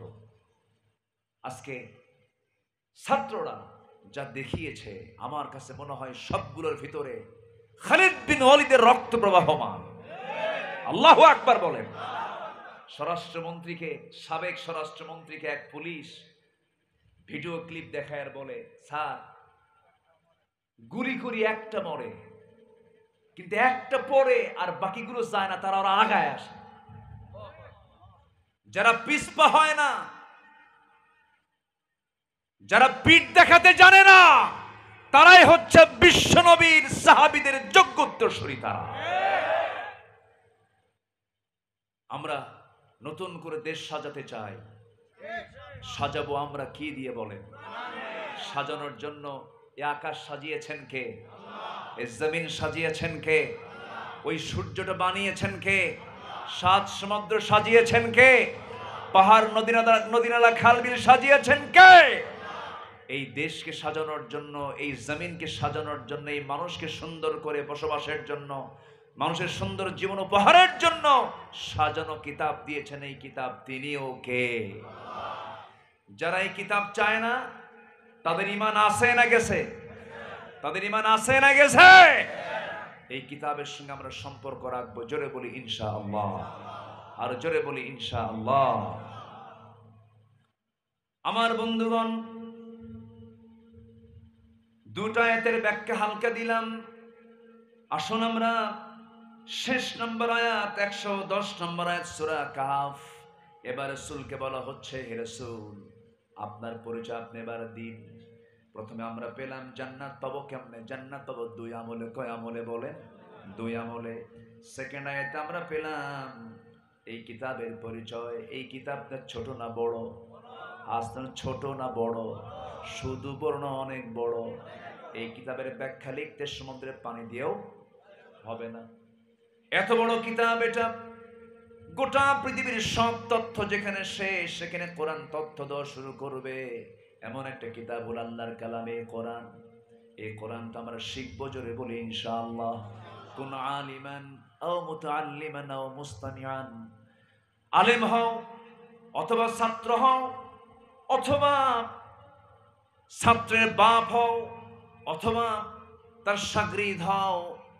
ওলা তাকুন খামসান ফাতুহলিক, 5 নাম্বার হইও না, ধ্বংস হয়ে যাবে। আলেমের সঙ্গে বসবাস করবেন, এটার একটা প্রাপ্তি আপনি আখিরাতে পেয়ে যাবেন। ইলমের সঙ্গে যার সম্পর্ক আছে, শয়তান তাকে কখনো ধোঁকা দিতে পারে না। কোরআনটা আমরা জানবো, শিখবো, বুঝবো। প্রথম হুকুম কিন্তু নামাজ নয়, প্রথম হুকুম কিন্তু রোজা নয়, প্রথম হুকুম কিন্তু অন্য কোনো হুকুম নয়, প্রথম হুকুম হলো ইকরা, পড়ো। কারণ পড়লে পরে কাকে চিনবে তুমি? আজ তো কাকে চিনবে তুমি? আমরা এখনো যদি মরে যাই, আমরা কার কাছে চলে যাব? এখনই মরে গেলাম, বউ আমাকে ভুলে যাবে, সন্তান আমাকে ভুলে যাবে, সম্পদ আমি রেখে যেতে বাধ্য হয়ে যাব। যেই সন্তানটার মুখে খাবার তুলে দেওয়ার জন্য, যেই বইয়ের মুখে এটা হাসি ফোটানোর জন্য কত পরিশ্রম করেছে দিন রাত, আজকে মরে যাব। মরে যাওয়ার সঙ্গে সঙ্গে ভয়ে সামনে কাছে আসবে না স্ত্রী, সন্তানগুলো কান্নায় ছটফট করতে থাকবে। সন্তানরা সব মিলে লাশটা নিয়া ঘর থেকে বের করে দিয়া জানাজা কাফন দাফন শেষ করে কবরে শোয়া দেবে। ওই যে কবরে শোয়া দিল, ওই যে গতকাল কুমিল্লা নোয়াখালীর দিকে গেছিলাম, একজন আমাকে স্মৃতিচারণ করে বলছে, হুজুর একটা লাশ দাফন করার জায়গা নাই, লাশের সঙ্গে কাফনের কাপড়ের সঙ্গে লিখিত দেওয়া হয়েছে এই লাশটা হলো মুসলিমের লাশ, এই লাশটা যেথায় গিয়ে থামবে তাদের দায়িত্ব দেওয়া হলো কোন স্থান ফাঁকা পেলে পরে, কোন স্থলভাগ পেলে পরে, মাটি পেলে পরে দাফন দিয়া দিবা। এমন কঠিন দৃশ্য। এখনই মরে যাব আমি, সব আমার পর হয়ে যাবে। জীবিত আছি, হাসি থাকবে, আনন্দ থাকবে, কান্না থাকবে, মোহাব্বত, মায়া, মমতা সবকিছু থেকে যাবে। মরে যাব, সব মাইনাস হয়ে যাবে। একটু হাসরের চিত্র ফেনীবাসী টের পেয়েছে, নোয়াখালীবাসী টের পেয়েছে। মারা গেছে, লাশ, কবর দেওয়ার জায়গা নাই, 2 তলার উপরে পানি, 1 তলায় পানি, ভাবছে দোতলায় চলে যাই, দোতলাও পানি, 3 তলায় চলে যাওয়ার, কোথায় যাবে? সেখান থেকে বারবার লাল পতাকা, লাল কাপড় উড়াচ্ছে, হেলিকপ্টার গুলো সেখানে উদ্ধার তৎপরতা চালিয়ে তাদেরকে উদ্ধার করার চেষ্টা করেছে। এর মাঝেই বহু লাশ, বহু মানুষ লাশ হয়ে পানির সঙ্গে সব ভেসে ভেসে চলে যাচ্ছে, কবর পর্যন্ত দেওয়ার সুযোগ নাই। আমার বন্ধুগণ, এখনই কোনো বিপর্যয়ে চলে আসুক, মুসিবত চলে আসুক, কেউ আমার আপন নয়। দিন শেষে আমরা যদি খুঁজতে যাই, আমার আপন একমাত্র কেবলমাত্র তিনি আমার কে? আরো জোরে বলেন, তিনি আমার কে? আল্লাহ তাআলা। আল্লাহর সামনে আমাকে আপনাকে হাজির হতে হবে। আল্লাহর সামনে যদি আসামি হয়ে হাজির হয়ে যাই, বড় বিপদে পড়ে যাব, বড় মুসিবতে পড়ে যাব। এই জন্য আমার আপনার সবচেয়ে বড় পুঁজি হলো ঈমান। সবচেয়ে বড় পুঁজি কি? ঈমান। জান্নাত যাওয়ার জন্য 1 নম্বর পুঁজি হলো ঈমান, নাম্বার 2 পুঁজি হলো আমলে সালেহ। এই 2টা পুঁজি যদি আমরা মজবুত করতে পারি, আল্লাহর সামনে আমরা দাঁড়াতে পারবো, সম্মানজনক অবস্থান আমরা পেয়ে যাব। আল্লাহর কালামটাকে বেশি করে পড়বো। নাম্বার 3 হলো নবীর পরিচয়। প্রথম পাইছি হলো ইমানদারের পরিচয়, জান্নাতি বান্দার পরিচয়। মাঝখানে পাইলাম হলো কিতাবের পরিচয়। এই সূরার শেষ নম্বর আয়াতে এবার পরিচয় পাবো হলো আমার নবীর পরিচয়। ওয়াজ কেবল শুরু। কি করব? চালাবো? আমি তো ভয় পাচ্ছি, আবার ফজর যদি কাজা হয়। ফজর কাজা হবে না তো? ফজর এখানেই পড়বেন? এই তো বক্তা মেরে ফেলার টার্গেট করতেছে এখন দেখতেছে। জি আলহামদুলিল্লাহ। আমি চেয়েছিলাম একটু আগেই উঠতে, একটু বিলম্ব হলো, সমস্যা নাই। আমি খুবই আনন্দিত, এত রাতে সবাই বসে আছেন, বলি আলহামদুলিল্লাহ। এখন রসুলকে বলা হচ্ছে, হে রসুল, আপনি আপনার পরিচয় দেন সবার সামনে, আপনি বলে দেন আপনি কে। এবার রসুলকে কে বলে দিচ্ছেন? হে রসুল আপনি বলুন, কুল, আপনি বলুন আপনি কে। এবার তিনি বলছেন আনা, আমি। ইন্নামা আনা, নিঃসন্দেহে আমি। অর্থাৎ রসুল বলছেন আমি কে, তোমরা শোনো। আল্লাহ রাব্বুল আলামিন তাকে বললেন, কুল ইন্নামা আনা বাশারুম মিথলুকুম ইউহা ইলাইয়া আন্নামা ইলাহুকুম ইলাহুন ওয়াহিদ ফামান কানা ইয়ারজু লিকাআ রাব্বিহি ফালইআমাল আমালান সালিহান ولا يشرك بعبادة ربه أحدا। জোরে বলুন আল্লাহু আকবার। হে রাসূল আপনি বলুন আপনার পরিচয়টা কি। আমার রাসূল নিজেই বলছেন, হেমান উপস্থিত আমার সাহাবীরা শোনো, আল্লাহ আয়াত নাযিল করে দিয়েছেন, আনা বাশারুম মিসলুকুম, আমি তোমাদের মতো মানুষ। তোমাদের দুইটা চোখ, আমারও দুইটা চোখ। তোমাদের দুইটা কান, আমারও দুইটা কান। তোমাদের দুইটা হাত, আমারও দুইটা হাত। তোমরা যে পিতার ঔরসে জন্ম নিয়েছ, আমারও পিতা ছিলেন। তার পিতার নাম কি বলেন? আরো জোরে বলেন, তার পিতার নাম কি? তার মার নাম কি? নবীজির গায়ে চিমটি কাটলে পরে তিনি ব্যথা পেতেন, আমরাও চিমটি কাটলে ব্যথা পাই। আমার নবীজির শোক ছিল, আমার নবীজির আনন্দ ছিল, নবীজির দুঃখ ছিল। নবীজি আমাদের মতোই মানুষ ছিলেন, কিন্তু আল্লাহ তাআলা তাকে শুধু বিশেষ একটা মর্যাদা দিয়েছেন, সেটা হলো সেই পরিচয়টা আল্লাহ রাব্বুল আলামিন তাকে দিয়ে বলছেন। আপনি বলেন, ইউহা ইলাইয়া আন্নামা ইলাহুকুম ইলাহুন ওয়াহিদ। শুধু পার্থক্য হলো আমার কাছে ওহী আসে, তোমাদের কাছে ওহী আসে না। আমার কাছে জিবরিল আমিন আসে, আমার কাছে ওহী নাজিল করে। আমি হলাম আল্লাহর নবী। আমি কি? আল্লাহর নবী। প্রথম পরিচয় হলো বান্দা, এরপরে তিনি আল্লাহর রাসূল। সুবহানাল্লাযী আসরা বিআবদিহি লাইলাম মিনাল মাসজিদিল হারামি ইলাল মাসজিদিল আকসা আবদুহু ওয়া রাসূলুহু। প্রথম পরিচয় হলো তিনি বান্দা, এরপরে পরিচয় হলো তিনি রাসূল। সে রাসূল কখনো গায়েব হতে পারেন না। নবীজির পরিচয় কোরআনের ৮টা জায়গায় ৮টা পরিচয় আমরা পেয়ে যাই। ৮টা পয়েন্ট আমি তার পরিচয় সংক্ষিপ্ত করে তুলে ধরবো আয়াতের সঙ্গে সঙ্গে। রাসূল ফেরেশতা ছিলেন না মানুষ ছিলেন? আসতে কয়, ফেরেশতা ছিলেন না মানুষ ছিলেন? মানুষ হয়ে গুনাহমুক্ত জীবন একজন ব্যক্তি, তিনি হচ্ছেন মুহাম্মদ সাল্লাল্লাহু। ফেরেশতার গুনাহ, আজ থেকে ফেরেশতার গুনাহ, মানুষের গুনাহ, কিন্তু আমার নবীর কোনো গুনাহ নাই। কি ঠিক আছে না? আমার নবীজি মানুষ ছিলেন, কিন্তু কোনো গুনাহ তার জীবনে স্পর্শ করে নাই। কোনো গুনাহ তাকে তার জীবনে স্পর্শ করতে পারে নাই। নিষ্পাপ মাসুম বাচ্চার মতো আল্লাহ রাব্বুল আলামিন তাকে গুনাহমুক্ত রেখে দিয়েছেন। কুল ইন্নামা আনা বাশারুম মিথলুকুম ইউহা ইলাইয়া আন্নামা ইলাহুকুম ইলাহুন ওয়াহিদ। তিনি ফেরেশতা ছিলেন না, তিনি মানুষ ছিলেন। বাশার, আনা বাশারুম মিথলুকুম। বাশার মানে ফেরেশতা না মানুষ? মানুষ। আল্লাহ রাব্বুল আলামিন তিনি যে ফেরেশতা নন এটাও ক্লিয়ার করেছেন সূরা আনামের 50 নম্বর আয়াতে। কুল লা আকুলু লাকুম ইনদি খাযাইনুল্লাহি ওয়া লা আ'লামুল গায়বা ওয়া লা আকুলু লাকুম ইন্নী মালাক। আমি তো ফেরেশতা নই, আমি মানুষ। আমি কি? মানুষ। তাহলে আমার রাসূল ফেরেশতা নন, তিনি মানুষ। ফেরেশতার সৃষ্টিগত দিক হলো মাটি না নূর? নূর। জিনের সৃষ্টিগত দিক হলো নূর, মাটি না আগুন? আগুন। আর মানুষের সৃষ্টিগত দিক কি? মাটি। কার কথা? আসতে বলবেন না, কার কথা? তবে হ্যাঁ, আমি এই সমস্ত বিষয় নিয়ে বেশি গভীরে যেতে চাই না, আমরা মারামারি চাই না। নূর আর মাটি নিয়ে দ্বন্দ্ব লাগায় কেউ কাউর আমরা কাফের ফতুয়া না দেই। এগুলো আউটডোরের কোনো বিষয় নয়, এটা ইনডোরের কথা, আলেম ওলামাদের কথা।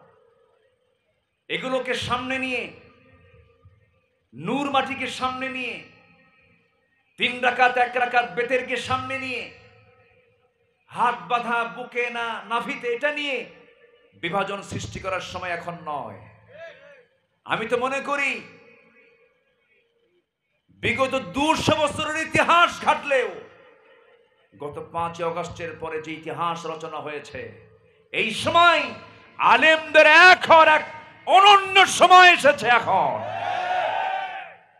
সমস্ত মুসলমান এক হওয়ার দরকার আছে না নাই? রাজি আছেন কারা কারা? হাত উঁচু করে দেখা। কেউ তো স্লোগান দেন না।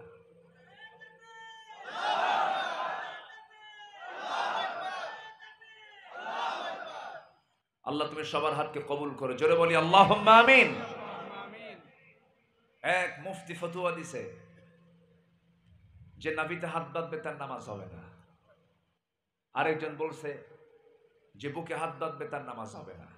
তাহলে বুকেও হবে না, নাভিতেও হবে না, দুই জায়গায় হবে না, নাজায়েজ। সলিমুদ্দিন মিয়া নামাজ পড়তে গিয়ে এখন চিন্তা করলো দুটোই তো হবে না, এখন হাতটা রাখি কই? আল্লাহু আকবার, কপালে হাত নিয়ে গেছে। কোথায়? কপালে। তাহলে আপনার ফতুয়াই যদি হাত কপালে যায়, তাহলে সেই ফতুয়া মুসলিম সমাজের জন্য নিরাপদ না বিপদ? বিপদ।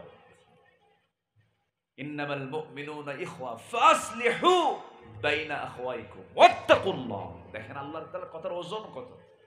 মুমিনরা ভাই ভাই, ফাসলিহু ঠিকঠাক কর, ওয়াত্তাকুল্লাহ ঠিকঠাক করতে না আমারে ভয় করিস, পেঁচ লাগাবি না। কার কথা? কার কথা? আল্লাহর কথা। ভ্রাতৃত্বের বন্ধন অটুট, ইস্পাত কঠিন সিদ্ধান্ত নিয়ে ভ্রাতৃত্বকে মজবুত করে সম্প্রীতি তৈরি করে এদেশের কিছু নাস্তিক মুরতাদদের বিরুদ্ধে ঝাঁপিয়ে পড়তে হবে মুসলমান। সময় এসেছে, সজাগ থাকতে হবে। শত্রু কিন্তু এখনো উকি মারার চেষ্টা করছে। চতুর্দিক থেকে শকুনরা বিভিন্ন ধান্দায় আছে, কখন মরা গোশত খাবে ধান্দায় আছে। সুযোগ দেওয়া যাবে, পাহারা দিতে হবে মুসলমানদেরকে। আল্লাহ কবুল করুন, জোরে বলে আমিন, আরো জোরে আমিন। সম্মানিত ভাইয়েরা, নমরুদ কিন্তু জানতো না আমার মৃত্যু এমন ভাবে হবে, ন্যাংরা মশা আমার মাথার মধ্যে ঢুকবে, এটা নমরুদ জানতো না। ফেরাউন কিন্তু জানতো না, মৃত্যুর কয়েক মিনিট আগেও সে জানতো না যে এই দরিয়ায় আমাকে চুবায়া মরতে হবে, আমি এখানে চুবে মারা যাব, এটা কিন্তু ফেরাউন জানতো না। আবার অন্যদিকে আল্লাহর পয়গম্বর মুসাও জানতেন না যে ফেরাউনকে এইভাবে দুনিয়া থেকে বিদায় হতে হবে, আল্লাহ তাআলা আমাকে এরকম এরকম বিজয় দিয়ে দিবেন, উনিও জানতেন না। সব ফয়সালা কার? আসতে বলবেন না কার? মুসা আলাইহিস সালাম সামনে দরিয়া, উনি ভাবলেন তা আমার আজকে কি উপায় হবে, বলতেছে আল্লাহ আমার তো উপায় নাই, সামনে দরিয়া, চতুর্দিকে ফেরাউনের বাহিনী। বিপদে পড়েছেন প্রথমে ফেরাউন না আল্লাহর নবী? বলেন কে কে? আল্লাহর নবী সবার আগে বিপদে পড়েছেন। বিপদে পড়ে সামনে দরিয়া দেখে তিনি তো ভাবলেন আল্লাহ উপায় তো নাই, চতুর্দিকে ফেরাউন, সামনে দরিয়া, কি করব? আল্লাহ বলেন তোমার হাতে লাঠি নাই, মারো বাড়ি। বিসমিল্লাহ বলে মারলেন একটা বাড়ি, বাড়ি মারলেন, এক বাড়ি দিয়া হবে না, আল্লাহ বলেন আরো মারো। 12টা বাড়ি মারলেন পানিতে, একটা রাস্তা নাই, বাইপাস রাস্তা আরো 11টা। মোট কয়টা হলো? মোট কয়টা হলো? পৃথিবীতে এক রাস্তায় যাওয়া যাবে এমন রাস্তা বাদে 11টা বাইপাস রাস্তা এখনো পৃথিবীতে নাই। ঠিক আছে না? এত রাস্তা তো লাগে না, কিন্তু আল্লাহর নবীর জন্য আল্লাহ তাআলা কয়টা রাস্তা দিলেন? 12 গোত্রের লোকেরা যেন 12টা রাস্তা দিয়ে যেতে পারে অনায়াসে, যেন কোনো জাম না লাগে। আজকে মাশাআল্লাহ আব্দুল্লাহপুর থেকে গাজীপুর চৌরাস্তা পর্যন্ত আমার 80তে সময় লাগিয়েছে 3 ঘন্টা। কথা বলেন নাই? আচ্ছা, পার হয়ে গেলেন। ফেরাউন তখনও জানে না যে আমাকে এই দরিয়ায় মরতে হবে। হামানকে ডাক দিয়ে বলে হামান উপায় তো নাই, শত্রু যদি হাতছাড়া হয় বড় বড় বিপদ, ঘুম হবে না, ওরে ধরতেই হবে। ফেরাউন এই কথা যখন বলে ফেললে হামান বলতেছে ফিরআউনা ওয়া হামানা। আল্লাহ তাআলা হামানের নামটা উল্লেখ করেছেন কোরআনে, কারণ এটা আরো বড় দুষ্ট ছিল, এর ছিল বুদ্ধি, আর ফেরাউন এই বুদ্ধিটা চালাতো। ফেরাউন ছিল হলো বডিওয়ালা। কিওয়ালা? বডিওয়ালা, মানে বুদ্ধি তেমন ছিল না। বডি ছিল ফেরাউনের আর বুদ্ধি ছিল কার? হামানের। ওর বুদ্ধি আর এর বডি এই দুটা মিলে চালাতো তারা। এই জন্য আল্লাহ তাআলা দুটার নামই দিয়েছেন কোরআনে। হামান বলল ঠিক আছে, তাহলে কি করা যায়? সে ঘোড়া চালায় দিল দরিয়ায়, দরিয়ায় ঘোড়া চালায় দিল। যে রাস্তা তৈরি হয়ে গেছে, আল্লাহ রাস্তা তৈরি বানায় দিয়েছেন কাফেরের জন্য না ইমানদারের জন্য? এই এলেমটাও তাদের মধ্যে থেকে হেরে গেল। হামান করলো কি, আল্লাহর বানানো ইমানদারদের জন্য রাস্তায় সে ঘোড়া চালায় দিল। ঘোড়া এপার থেকে ওপার গেল, ওপার থেকে এপার আসলো, এসে বলতেছে বস রাস্তা ক্লিয়ার। রাস্তা কি ক্লিয়ার, কোনো সমস্যা নেই। কেন? আমি এক চক্কর দিয়ে এসেছি, ঘোড়া ওই পাশে নিয়ে গেছে, আবার আসছি, রাস্তায় কোনো সমস্যা নাই, একদম লাইটওয়ালা, আন্ডারগ্রাউন্ড, চতুর্দিকে পানি, কাঁচ দিয়ে এটা মুড়ানো, চুল পরিমাণ সেখানে ঠান্ডাও লাগে না, গরমও লাগে না, সেটাও তো নিয়ন্ত্রিত রাস্তা, কোনো সমস্যা নাই, আপনি যেতে পারবেন, আমি চেক করে আসছি, ওর বাপের রাস্তা। যখন মরার সময় হয় টের পায় না, মাত্র ৪৫ মিনিট সময় পেয়েছিল, ঠিক কিনা? কয় মিনিট? গুনে গুনে ৪৫ মিনিট। ফেরন টের পায় নাই। ফেরন বলল, হামান চলো। হামান সামনে যায়, কিন্তু ফেরন পিছনে যায় 2 হাত আর পিছায় 3 হাত। ভাবে হামান কাম তো সারতেছি মনে হয়, না, কোনো চিন্তাই নাই। ঠিক মাঝখানে যখন চলে গেছে, আল্লাহ তো সব প্ল্যান করেই রাখছেন। ওয়ামাকারু ওয়ামাকারাল্লাহ আল্লাহু খায়রুল মাকিরিন। ঠিক মাঝখানে যখন চলে গেছে, আল্লাহ তাআলা পানির মালিক, পানি কার কথা শুনবে? পানিকে অর্ডার দিলেন, ভেঙ্গে পড়লো। এখন বলতেছে, মুসা আমারে বাঁচাও। বলেন তো, ওর কি ঈমান ঠিক আছে? মুসা বাঁচাবেন না আল্লাহ বাঁচাবেন? মুসা আমারে বাঁচাও। বাঁচার জন্য কত চেষ্টা করলো। একটা দেশের, আমরা লজ্জিত, একটা দেশের টপ ধনী, 1 নাম্বার ধনী দরবেশ, তার মাথার চুল আর দাড়ি এত সুন্দর, আমার মনে হয় দেশের কোন আলেম ওলামার চেহারা এত সুন্দর না। মাথার চুল আর দাড়িতে কোথাও কোনো কালো নাই, সব সাদা ফরফরা, মানে মনে জিব্রাইল নাজিল হয়েছে, এত সুন্দর চেহারা। এই লোকের এই চেহারা বিকৃত হবে, এটা মানুষ তো বিশ্বাস করার কথা না। ও ভাবছে দেখি এটা ধোকা দেওয়ার চেষ্টা করি। করলো কি? দাড়ি কাটলো, মাথার চুল সাদা, এখন কি করা যায়, এটা কালো বানালো। তাহলে মাথার চুল ছিল সাদা, কি বানালো? কালো। আবার দাড়ি ছিল সাদা, কি করে ফেলছে? কেটে ফেলছে। ভাবছে আমারে চিনবে না। বন্ধুরে নিয়ে 2 জন নৌকায় চড়ছে, গোটা রাত ঘুরছে, রাস্তা খুঁজে পায় নাই। সকালবেলা ধরে ফেলছে যে দাড়ি মোছ নাই তো, আর কাটবে কি? প্রথমে তারে ধরছে, তার ধরার পরে যখন নিয়ে যাচ্ছে, তখন বলতেছে আমার একা নিয়ে যাও কেন? ওই যে দরবেশ বসে আছে। কই দরবেশ? দরবেশের তো দাড়ি নাই, কিন্তু দাড়ি তো কাটছে ও, ওটাই দরবেশ। কি কথা কি বুঝতেছেন আপনারা? 7 দিন যেতে না যেতে আবার সিলেটে আরেক দরবেশ ধরা পড়লো। এটা দাড়ি কেটে দরবেশ, ওটা দাড়ি থুইয়া দরবেশ। সম্মানিত ভাইয়েরা, জিল্লতি, লাঞ্ছনা অবশ্যই আসবে যদি আলেমদের গায়ে হাত দাও।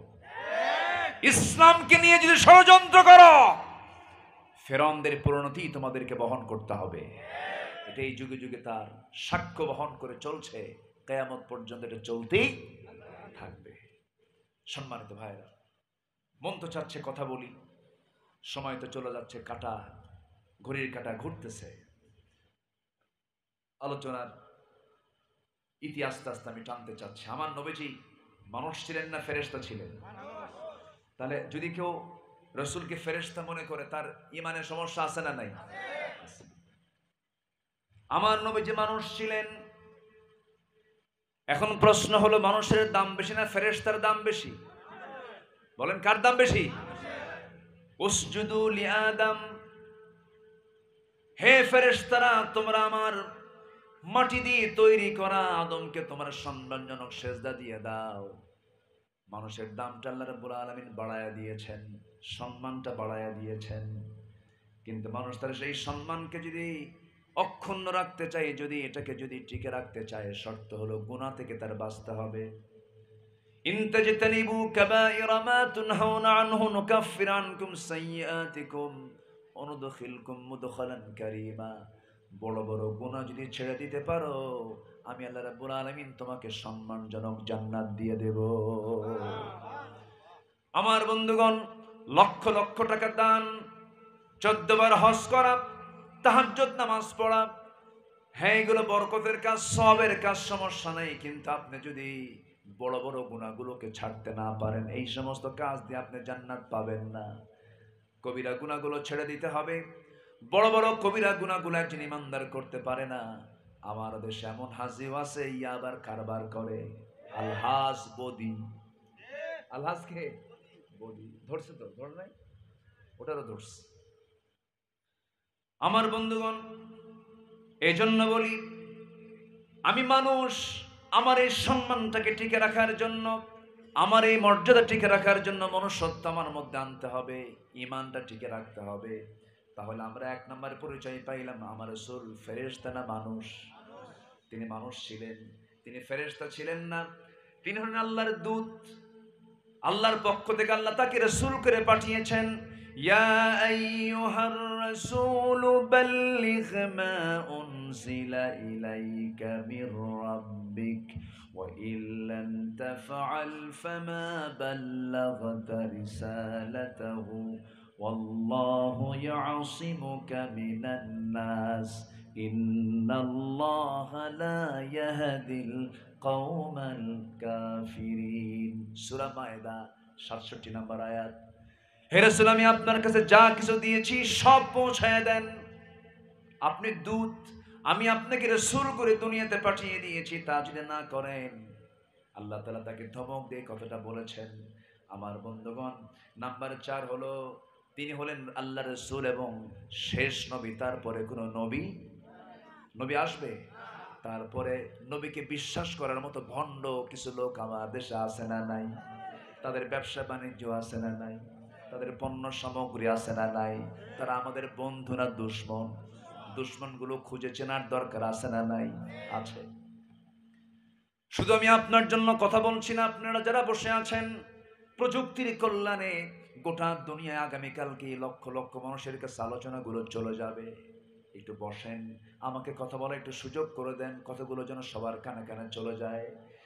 আমার নবী যে শেষ নবী ছিলেন, আমার নবীর পরে কোন নবী আছে এটা যদি বিশ্বাস করে, তার ঈমান আছে না গেছে? ঈমান চলে গেছে। গোলাম আহমদ কাদিয়ানী নামে একটা ভণ্ড নবুয়তের দাবিদার, তার কিছু উম্মত, ভণ্ড উম্মত আমার দেশে আছে না নাই? আছে। তাদের কার্যক্রম আছে, তাদের বানানো মসজিদ নাম দিয়েছে, তারা মসজিদ বলা যাবে না, এটা উপাসনালয়।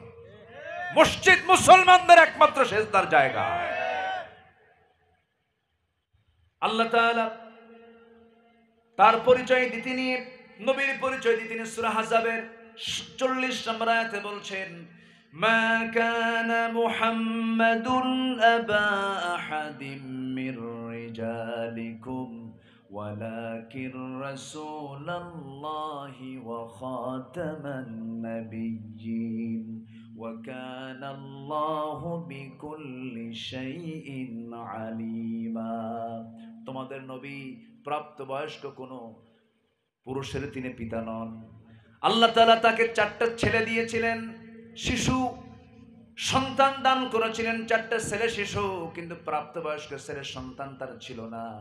সবগুলো 7 বছর, 2 বছর, 3 বছর দুনিয়া থেকে বিদায় হয়ে গেছে। সন্তান 4 জন দিয়েছিলেন, ছেলের সন্তান আল্লাহ তাআলা তাকে। কিন্তু কেউ 2 বছরে জন্ম নিয়েই 7 বছর পর্যন্ত কাসেম রাদিয়াল্লাহু আনহু জীবিত ছিলেন, সব দুনিয়া থেকে বিদায় হয়ে গেল। নবীজির চোখে একটু পানি জমা হয়ে গেল। কাসেম যখন দুনিয়া থেকে বিদায় নিলেন, আম্মা জান খাদিজা রাদিয়াল্লাহু তাআলা আনহা তিনি কাঁদতেছেন। রাসূল বলছেন, খাদিজা, তোমার সন্তান চলে গেল, তোমার কষ্ট হচ্ছে নাকি? তিনি বলছেন, ইয়া রাসূলুল্লাহ, আমার সন্তান কিন্তু বান্দা তো আল্লাহর। যেরকম সুবহানাল্লাহ। আমার ভাইয়েরা, আমার নবীজি